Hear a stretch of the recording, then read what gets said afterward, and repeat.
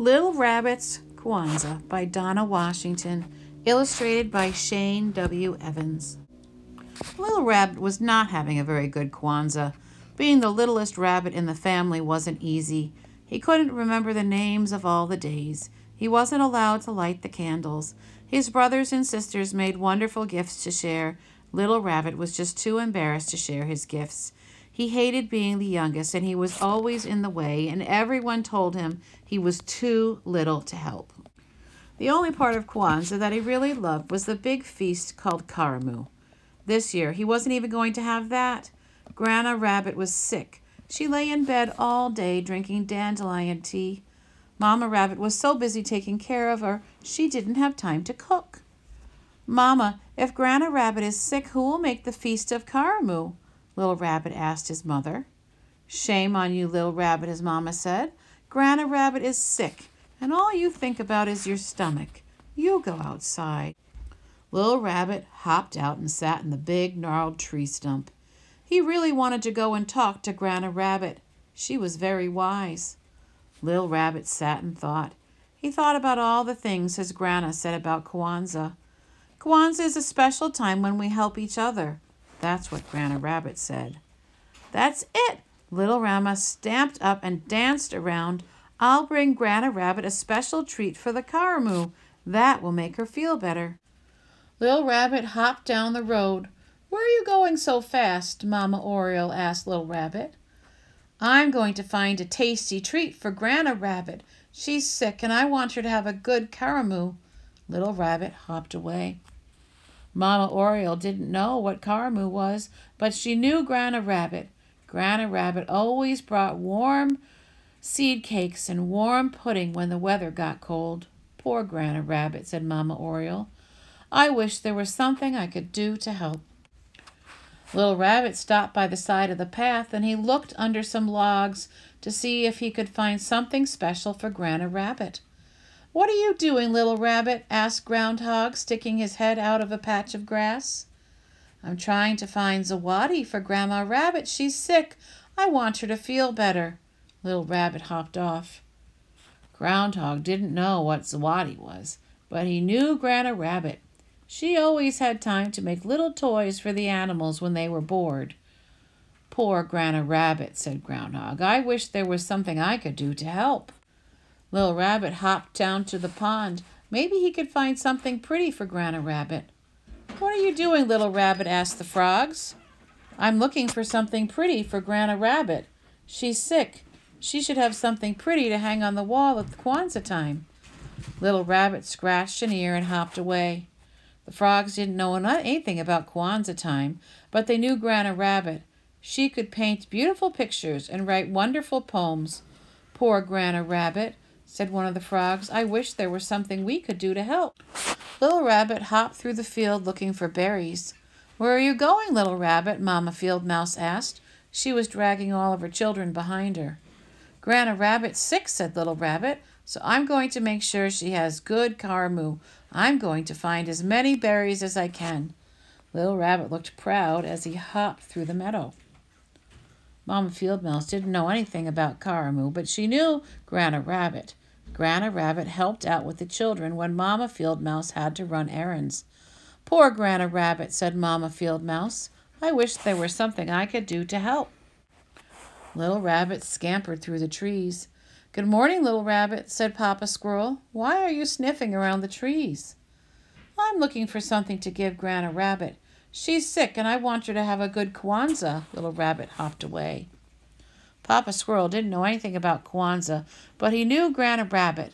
She always helped him gather nuts in the fall. She even helped him remember where he hid them. "Poor Grandma Rabbit," said Papa Squirrel. "I wish there were something I could do to help." Little Rabbit spent the whole day trying to find something for Grandma Rabbit.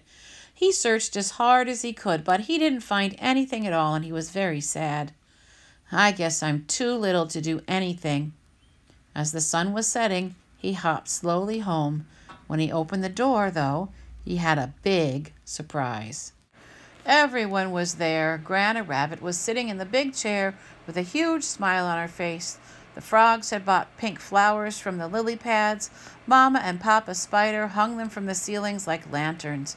Mama Oriole was conducting a fine chorus of birds.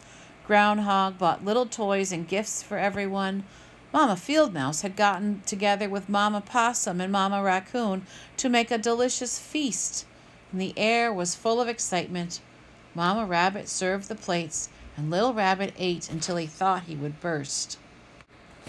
After that, Papa Rabbit told funny stories about Brer Rabbit, Anansi the Spider, Guinea Fowl, and Mosquito.